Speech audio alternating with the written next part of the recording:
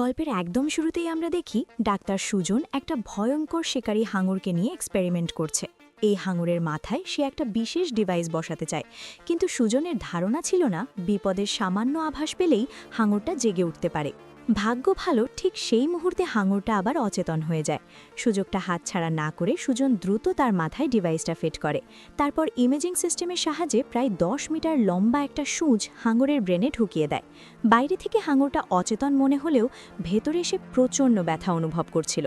কিছুক্ষণ পর সুজন হাঙরের মস্তিষ্ক থেকে মূল প্রোটিন বের করে নেয়। এরপর সেই প্রোটিন আলজাইমার রোগীদের ক্ষতিগ্রস্ত ব্রেইন সেলের সাথে মিশিয়ে দেওয়া হয়।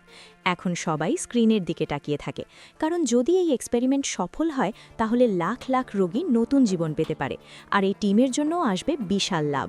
ঠিক সেই সময় প্রোটিন আর ব্রেইন সেলের মধ্যে রিয়াকশন শুরু হয়, আর যেসব সেল ড্যামেজ হয়ে গিয়েছিল সেগুলো ধীরে ধীরে আবার জীবিত হতে থাকে। এই মুহূর্তটাই প্রমাণ করে দেয় তাদের রিসার্চ সত্যি সত্যি সফল হয়েছে। সাফল্যের উত্তেজনায় একজন সায়েন্টিস্ট সাথে সাথে সিগারেট ধরিয়ে ফেলে, কিন্তু বিপদটা আসে এখানেই। সে একদম নিশ্চিন্ত হয়ে হাঙরের কাছে চলে যায়, আর ঠিক তখনই সিগারেটের গন্ধ পেতেই হাঙরটা হঠাৎ জেগে ওঠে। 1 সেকেন্ডের মধ্যে সে লোকটার ওপর ঝাঁপিয়ে পড়ে, আর সবার চোখের সামনে তার একটা হাত মুহূর্তে শরীর থেকে আলাদা হয়ে যায়। চারদিকে আতঙ্ক ছড়িয়ে পড়ে, কারণ হারপুনটা এখন পুরোপুরি বেকাবু। এদিকে হাঙরকে থামাতে কাটার দ্রুত গ্লাস ভেঙে হারপুন গান বের করে নেয়, আর সুজেন বুঝে যায় এত কষ্টে পাওয়া এই রিসার্চ রেজাল্ট নষ্ট হলে সব শেষ। তাই সে একটুও দেরি না করে সুইচ অন করে।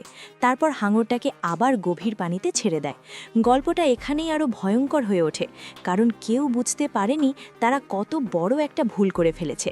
ঘটনার পরপরই কাটার টাওয়ারে যোগাযোগ করে কাছের মেডিকেল টিমকে ডাকায়, কারণ সব কিছুই ঘটেছিল গভীর সমুদ্রে বানানো সেই রিসার্চ সেন্টারের ভেতরে। বাইরে তখন ভয়ানক ঝড়, আর সবাই প্রথমবার প্রকৃতির আসল রূপ চোখের সামনে দেখে। এদিকে অতিরিক্ত রক্তাক্ষরণে আহত সায়েন্টিস্টার অবস্থা দ্রুত খারাপ হতে থাকে, কিন্তু আবহাওয়া এতটাই বাজে ছিল যে হেলিকপ্টার ল্যান্ড করতে পারছিল না। তাই স্টিলের কেবেলের সাহায্যে তাকে ঝুলিয়ে মেডিকেল টিমের কাছে পৌঁছানোর ব্যবস্থা করা হয়। এরপর সবাই দ্রুত বেসের দিকে রওনা দেয়, কারণ তাদের ভয় ছিল বিশাল সমুদ্রের ঢেউ যে কোনো মুহূর্তে প্রাণঘাতী হয়ে উঠতে পারে। ভালো খবর হলো বাকিরা নিরাপদে বেসে পৌঁছে যায়, কিন্তু স্ট্রেচারে শোয়া লোকটার অবস্থা তখনও ক্রিটিক্যাল। ঠিক সেই সময় ঝড়ের ধাক্কায় উপরে টেনে তোলার মেশিনটা হঠাৎ ফেল করে, আর 1 সেকেন্ডের মধ্যে কোনো সাপোর্ট ছাড়াই সেই লোকটা কেবেল সহ সোজা শার্কের ভরা সমুদ্রে পড়ে যায়। বেসে ফিরে সবাই যা দেখে তাতে রক্ত হিম হয়ে যায়। হাঙরটা তার শক্ত চোয়ালে কেবেলটা কামড়ে ধরে আছে, আর সেই কেবেল ধরে সে হেলিকপ্টারটাকে যেন খেলনার মতো টানাটানি করছে। কয়েক সেকেন্ডের মধ্যেই হেলিকপ্টারটা টাওয়ারের সাথে ধাক্কা খায়, তারপর বিশাল এক বিস্ফোরণে মুহূর্তে শেষ হয়ে যায়। গাছটা এত শক্তিশালী ছিল যে বেসের কয়েকটা অংশে আগুন ছড়িয়ে পড়ে। শুধু তাই না, তাদের পুরো সার্ভেলেন্স আর কমিউনিকেশন সিস্টেমও একদম ডাউন হয়ে যায়। সবাই যখন কন্ট্রোল প্যানেল নিয়ে ব্যস্ত, ঠিক তখনই রাসেল চোখের কোণে দেখে পানির ভেতর থেকে কিছু একটা তীব্র গতিতে তাদের দিকে আসছে। পরক্ষণেই সে বুঝে যায় ওই একই হাঙর তার মুখে চাপা আহত সঙ্গীকে নিয়ে সে সোজা কাচের দেওয়ালের দিকে ছুটে আসছে। কাছে এসে এই হাতটা লোকটাকে পুরো শক্তিতে গ্লাসের উপর আছড়ে মারে, আর ঠিক পরের সেকেন্ডেই কাছে ফাটল ধরে যায়, যেন যে কোনো সময় সব ভেঙে পড়ে যাবে। মরতে থাকা সঙ্গী আর কাছে ফাটল দেখে সবার ভেতরের ভয় আরও ঘন হয়ে যায়। তারা ঠিক সরে যেতে যাচ্ছিল, এমন সময় আরেকটা দুর্ঘটনা সব কিছু উল্টে দেয়। সমুদ্রের পানি কাঁচ ভেঙে গর্জন করতে করতে ল্যাবের ভেতরে ঢুকে পড়ে। বরফ ঠান্ডা পানি যত বেশি করে ভেতরে ঢুকছে, ততই সবার বুক ভরভর করে উঠছে। এই জায়গায় 1 সেকেন্ডও থাকলে মৃত্যু নিশ্চিত, সেটা সবাই বুঝে যায়। যান বাঁচাতে তারা দৌড়ে গিয়ে একটা সিক্রেট গেটের ভেতর ঢুকে পড়ে, কিন্তু বিপদ এখানেই থামে না। পানির চাপ এত ভয়ঙ্কর ছিল যে গেটটা বন্ধ করাই প্রায় অসম্ভব হয়ে যায়। কয়েকজন মিলে সর্বশক্তি দিয়ে ঠেলে টেনে শেষ পর্যন্ত কোনোভাবে গেটটা লক করে দেয়। এই মুহূর্তে অন্তত তারা বেঁচে আছে, কিন্তু আসল সমস্যা এখন শুরু। এত বড় ব্লাস্ট, তার উপর ল্যাব ডুবে যাচ্ছে। এখন প্রশ্ন একটাই, এই ডিপ সি রিসার্চ বেস থেকে তারা বের হবে কিভাবে? উপরের দিকে ওঠার যে একমাত্র সিঁড়ি ছিল, সেটাও পানির নিচে হারিয়ে গেছে। আর সবার মাথায় আরেকটা আতঙ্ক ঘুরছে, এই দরজার ওপারে কি বিশাল কোনো হাঙরও পেতে আছে? কারণ আজ যে হাঙরটা তারা ছাড়িয়েছে সেটা আর স্বাভাবিক থাকেনি। এখন সে শিকার করছে, আর তাদের ঘ্রাণ সে একবার পেয়ে গেছে। কোনো উপায় না দেখে সবাই মেইনটেনেন্স টানেলের দিকে ছুটে যায়। পেছন থেকে বন্যার পানি যেন জীবন্ত দানবের মতো তাদের তাড়া করে আসছে। টানেলের ভেতর দৌড়াতে দৌড়াতে তারা বুঝতে পারে একটুও থামা যাবে না। ঠিক সেই সময় তারা মেইন গেটটা খুঁজে পায়। দ্রুত সেটা খুলে দেয়, অন্তত একটা রাস্তা ক্লিয়ার হয়। কিন্তু ওপরের ফ্লোরে থাকা শেফের ভাগ্য আজ সাথে ছিল না। সে এখনও ওপরে আটকে, আর নিচে যে ভয়ঙ্কর ঘটনা ঘটছে সেটা তার জন্য আরও বড় বিপদের সংকেত হয়ে দাঁড়ায়। এদিকে ওপরের ফ্লোরে শেফ একা, আর তার পেছনে নিঃশব্দে এগিয়ে আসছে একটা ছোট কিন্তু ভয়ঙ্কর হাঙর। শেফ ওটা দেখে একদম জমে যায়, মুখটা ভয়েই ফ্যাকাশে হয়ে ওঠে। সে আর পেছনে তাকায় না, শুধু প্রাণপণে দৌড়ে পালায়। দৌড়াতে দৌড়াতে শেষমেশ কিচেনে ঢুকে পড়ে। এই মুহূর্তে মনে হয় সে বেঁচে গেছে, কিন্তু শেফ কোনো রিস্ক নেয় না। সে দ্রুত পাশে পড়ে থাকা একটা প্যান্ট তুলে নেয়, যেন দরকার হলে কিছু একটা দিয়ে আঘাত করতে পারে। এরপর সে দেখে হাঙরটা সাময়িকভাবে অন্যদিকে ঘুরে গেছে। তখনই তার হাঁপাতে থাকা বুকটা একটু শান্ত হয়, কিন্তু সে জানে এখানে বেশি সময় দাঁড়িয়ে থাকা মানেই বিপদ ডেকে আনা। তাই সে কিচেনের সেলফের দিকে ওঠার চেষ্টা করে, যাতে পানির লেভেল থেকে একটু উপরে থাকা যায়। কিন্তু শেফের ভাগ্য আজ একদমই সহায় ছিল না। সে জানতো না হাঙরটা ইতিমধ্যে একদম কাছে চলে এসেছে। ঠিক যখন সে উপরে উঠে যেতে চলেছে, তখনই তার পোষা টিয়া পাখিটা সামনে এসে পড়ে। শেফ ভয় পেয়ে যায়, হাতটা পিছলে যায়, আর সে আবার নিচে পড়ে যায়। তবুও সে হাল ছাড়ে না। শেফ টিয়াটাকে ফেলে যেতে পারে না, তাকে নিয়েই উপরে উঠতে চায়। সে হাত বাড়িয়ে টিয়াকে ডাকতেই পরিস্থিতি আরও খারাপ হয়ে যায়। হাঙরটা হঠাৎ করে সেলফে জোরে ধাক্কা মারে। সেই ধাক্কায় সেলফ কেঁপে ওঠে, আর শেফ সোজা পানিতে ছিটকে পড়ে। এটা একেবারে প্রাণঘাতী মুহূর্ত, কারণ পানিতে পড়লেই হাঙরের সামনে সে একদম অসহায়। তখনই তার চোখে পড়ে কাছেই একটা ওভেন। বাঁচার জন্য সে দ্রুত সাঁতরে ওভেনের দিকে যায়, আর হাঙর পৌঁছানোর ঠিক আগ মুহূর্তে ওভেনের ভেতরে ঢুকে পড়ে। কিন্তু বিপদ এখানেও থামে না। হাঙরের ধাক্কায় ওভেনটা হঠাৎ অন হয়ে যায়, আর ভেতরে থাকা দাহ্য গ্যাস চারদিকে ছড়িয়ে পড়তে থাকে। শেফ বুঝে যায় এখন যদি বেরও হয় আগুনে পুড়ে মরতে হবে। বাঁচার শেষ চেষ্টা হিসেবে সে একটা কুড়াল দিয়ে ওপরের দিকে আঘাত করতে শুরু করে, যেন কোনোভাবে বের হওয়ার পথ তৈরি করা যায়। শেফ যখন কুড়াল দিয়ে একটা ছিদ্র করতে পারে, ঠিক তখনই সে দ্রুত ওভেনের ওপর উঠে যায়। তারপর কোনো চিন্তা না করে সোজা লাফ দিয়ে পানিতে নামে, একদম হাঙরের পেছনে। শব্দ পেয়েই হাঙর ঘুরে তার দিকে আসে, আর ঠিক সেই মুহূর্তে শেফ পকেট থেকে লাইটার বের করে ওভেনের দিকেই ছুঁড়ে মারে। পরের সেকেন্ডেই বিশাল এক বিস্ফোরণ হয়, আর ওই ছোট হাঙরটা সেখানেই শেষ হয়ে যায়। একটা হাঙর মরল, কিন্তু বিস্ফোরণের ধাক্কা সবার মাথায় আরও বড় প্রশ্ন তুলে দেয়। একটা সাধারণ সামুদ্রিক প্রাণীর ভেতরে মানুষের উপর আক্রমণ করার এমন বুদ্ধি এলো কিভাবে? সে কেন নিজের শিকারকে কাঁচ ভাঙার অস্ত্রের মতো ব্যবহার করল? ঠিক তখনই ডাক্তার সুজন সত্যিটা বলে দেয়। প্রোটিন বের করার জন্য তারা হাঙরের ব্রেনে একটা ইল্লিগাল কেমিক্যাল ঢুকিয়েছিল, মানে বেআইনি রাস্তা। সেই কেমিক্যালের কারণে হাঙরের ব্রেন অস্বাভাবিকভাবে বড় হয়ে যায়, আর তার ইন্টেলিজেন্স কয়েক গুণ বেড়ে যায়। কিন্তু এই উন্নতির সাথে সাথে ভয়ঙ্কর সাইড ইফেক্টও হয়। হাঙরগুলো আগের চেয়ে অনেক বেশি স্মার্ট, অনেক বেশি শক্তিশালী হয়ে গেছে। কথাটা শুনে সবাই শকড, আবার অসহায়ও। তবুও এখন বাইরে বের হওয়ার রাস্তা খুঁজতে হবে, কারণ বে স্টার ধীরে ধীরে ডুবে যাচ্ছে। তারা প্রথমে সাবমেরিন দিয়ে পালানোর প্ল্যান করে, কিন্তু দ্রুতই জানা যায় ছোট হাঙরটাই আগেই সাবমেরিনটা ধ্বংস করে দিয়েছে। এখন হাতে থাকে মাত্র দুইটা অপশন। এক, সাঁতরে প্রথম ফ্লোরের প্ল্যাটফর্মে পৌঁছাবে, তারপর সেখান থেকে লিফটে উপরে ওঠার চেষ্টা করবে।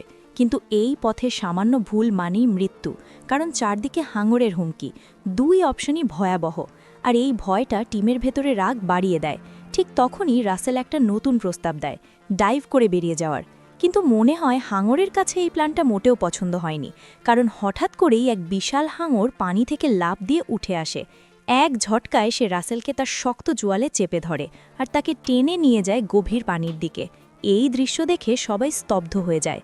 মনে হতে থাকে হাঙরটা তাদের ড্রাইভ করে পালানোর অপশনও আগেই শেষ করে দিয়েছে। এখন তারা যেন ধীরে ধীরে ফাঁদে আটকে যাচ্ছে, আর প্রতিটা সেকেন্ডে সেই ফাঁদ আরও টাইট হচ্ছে। বাধ্য হয়ে সবাই সামনে থাকা গেটটা খুলে দেয়, কারণ তাদের মনে হয় এটাই হয়তো ওপরের দিকে যাওয়ার একমাত্র রাস্তা। কিন্তু কয়েক সেকেন্ডের মধ্যেই এয়ার প্রেশারের কারণে সমুদ্রের পালি লিফট শাফটের ভেতর গর্জন করতে করতে ঢুকতে শুরু করে। পরিস্থিতি বুঝে দুইজন মেম্বার নিজের জীবন বাজি রেখে কোনো মতে দরজাটা আবার বন্ধ করে দেয়।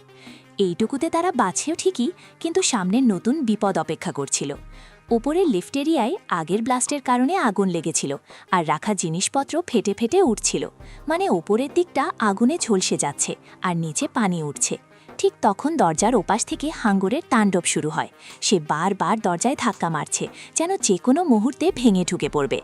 অবস্থা খারাপ দেখে কাটার দ্রুত সিদ্ধান্ত নেয়। সে বাকিদের সামনে এগোতে বলে, আর নিজে ঝুঁকি নিয়ে -1 ফ্লোরের হ্যাচ খুলবে, যাতে পানির লেভেল একটু কন্ট্রোল করা যায়। কাটারের সিদ্ধান্তটা তখন কাজে দেয়। সে হ্যাচটা খুলে দেয়, আর ঠিক সময় হাঙরের একটা আক্রমণ থেকেও বেঁচে যায়। সবাই একটু স্বস্তি পায়, মনে হয় এখন হয়তো এগোনো সম্ভব। কিন্তু এই গল্পের শান্তি বেশিক্ষণ টিকে না। হঠাৎ একটা ঢিলা স্ক্রুয়ের কারণে সিঁড়ির একটা অংশ ভেঙে নিচে পড়ে যায়। সৌভাগ্যক্রমে ভাঙা অংশটা অন্য পাশে আটকে যায়, তাই পুরোটা পড়ে যায়নি। তবুও ধাক্কায় একজন টিম মেম্বার ব্যালেন্স হারিয়ে সোজা পানিতে পড়ে যায়। কাটার সাথে সাথে নিজেকে সামলায়, মেয়েটাকে বাঁচাতে হাত বাড়ায়, কিন্তু সে মাত্র 1 সেকেন্ড দেরি পড়ে ফেলে। আর এই 1 সেকেন্ডে সব শেষ করে দেয়। সবার চোখের সামনেই হাঙ্গরটা সেই নারীকে ছাপিয়ে ধরে, কাটার পুরো শক্তি দিয়ে টানার চেষ্টা করে, কিন্তু হাঙ্গর তাকে এক ছটকায় টেনে নেয় গভীর পানির দিকে। কয়েক মুহূর্তের মধ্যেই সে ঠান্ডা সমুদ্রের পানিতে হারিয়ে যায়। এই দৃশ্য আবার সবাইকে গভীর শকে ডুবিয়ে দেয়। সবচেয়ে খারাপ ব্যাপার হলো তারা এখনও টপ ফ্লোর থেকে অনেক দূরে। ওপর থেকে দরজায় ভারী ভারী ধাক্কার শব্দ আসছে।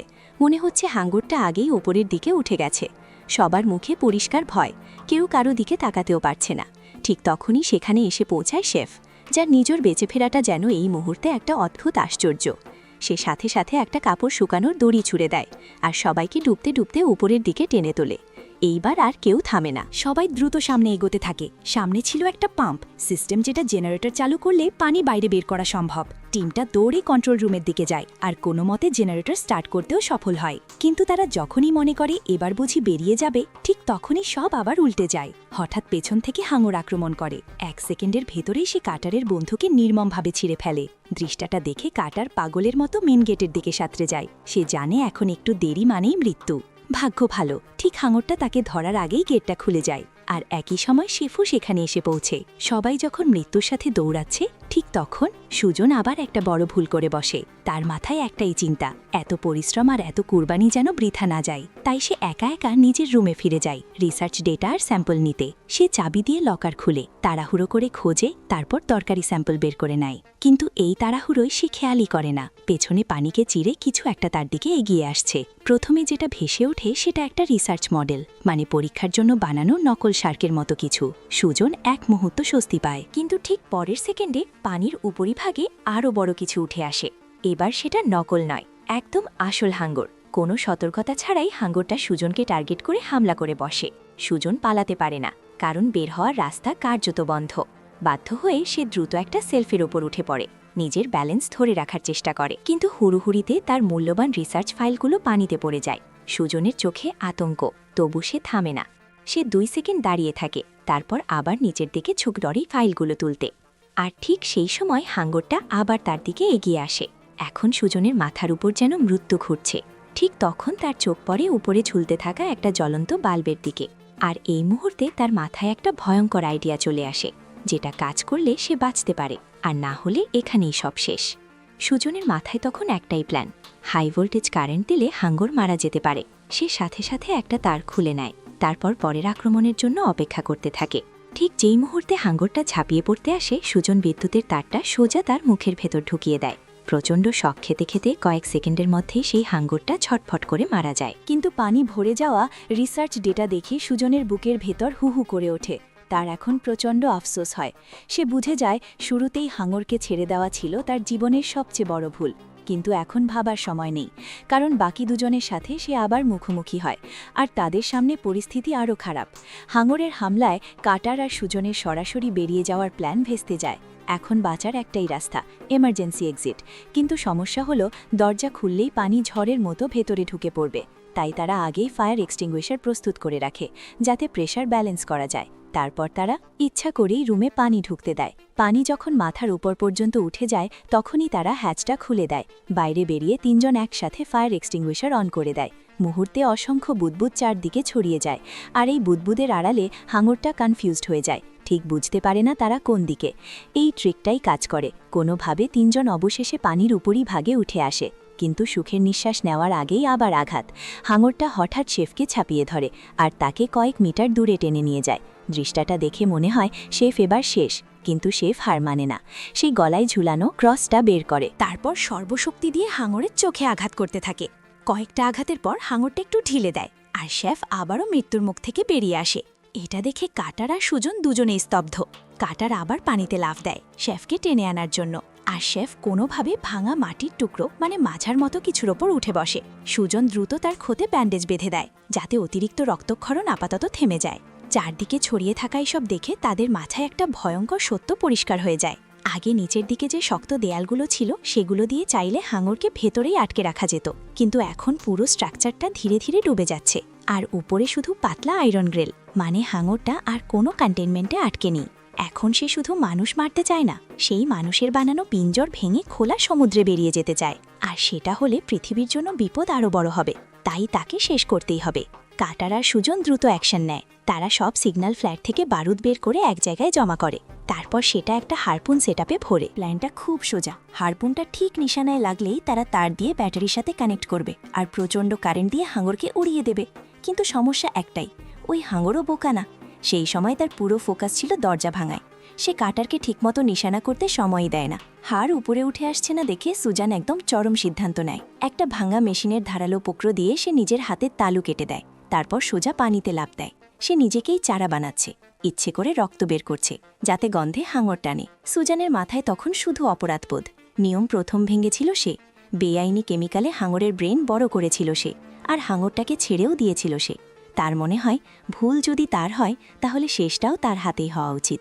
রক্তের গন্ধ পেতেই হাঙর দরজা ভাঙা ছেড়ে ঘুরে যায় আর সুজানের দিকে ঝাঁপিয়ে আসে। কিন্তু চালাক হাঙরটা ঠিকমতো সারফেসে উঠছে না, সে নিচে নিচেই ঘুরছে, যেন পরিকল্পনাটা ভেস্তে দিতে পারে। কাটার বুঝে যায় সুজানের প্ল্যান কাজ করছে না। তাকে বাজাতে এক মুহূর্তও না ভেবে কাটারও পানিতে লাফ দেয়। আর ঠিক তখনই ঘটে সেই দৃশ্য যেটা দেখার সাহস কারোর ছিল না। পরের মুহূর্তেই হাঙরটা সুজনকে নির্মমভাবে টুকরো টুকরো করে ফেলে। কার্টার শুধু হতবাক হয়ে তাকিয়ে থাকে, যেন শরীর নড়তেই পারছে না। রক্তের গন্ধে হাঙর এবার কার্টারকেই টার্গেট করে। সে ধীরে ধীরে তার দিকে এগিয়ে আসে। হাঙর আক্রমণ করতেই কার্টার ভয় পায় না। সে নিজের দ্রুত সাঁতারের জোরে আঘাতটা এড়িয়ে যায় আর সুযোগ পেতেই হাঙরের ফিন ধরে। নিজের শরীরকে জোরে ঠেলে দূরে সরিয়ে নেয়, যেন পরের আক্রমণটা আবারও মিস করানো যায়। এখন বাকি আছে শুধু একটাই কাজ, এই দানবকে শেষ করা। ঠিক সেই সময় শেফ আবার দায়িত্ব নিয়ে নেয়। সে হারপুন গান তুলে নেয়, একদম প্রস্তুত হয়ে দাঁড়িয়ে পড়ে। তার চোখ একটাই জায়গায়, হাঙরের ফিন। সুযোগ পেলেই সে হারপুন ছুড়বে, তারপর ব্যাটারির সাথে তার লাগিয়ে কারেন্ট দিয়ে হাঙরকে উড়িয়ে দেবে, ঠিক যেমন প্ল্যান ছিল। কয়েক সেকেন্ড পর হাঙরটা যখন একবার ঘুরে আসে, শেফ আর ভাবেনি। সে এক ঝটকায় হারপুনটা ঠিক ফিনে ছুঁড়ে মারে। কিন্তু ঠিক সেই মুহূর্তেই একটা মারাত্মক ভুল হয়ে যায়। হারপুনটা ফিন চিরে সামনে বেরিয়ে আসে আর সাথে সাথে কার্টারের পায়ের ভেতর দিয়েও আরপারের মতো ঢুকে যায়। এখন কার্টার আর হাঙর একই তারে আটকে গেছে। তারটা তীব্র গতিতে টানছে আর পরিস্থিতি একদম কাঁচা বারুদের মতো। কার্টার যদি সময় মতো নিজেকে হাঙর থেকে আলাদা না করতে পারে, তাহলে শেফ ব্যাটারির সাথে তার লাগালে বিশাল বিস্ফোরণ হবে আর কার্টারও হাঙরের সাথে সেখানেই শেষ হয়ে যাবে। কিন্তু আলাদা হওয়া সহজ না। হাড়টা ইতিমধ্যে জালি ভাঙতে ভাঙতে পেসের বাইরে বেরিয়ে যাওয়ার একদম কাছাকাছি।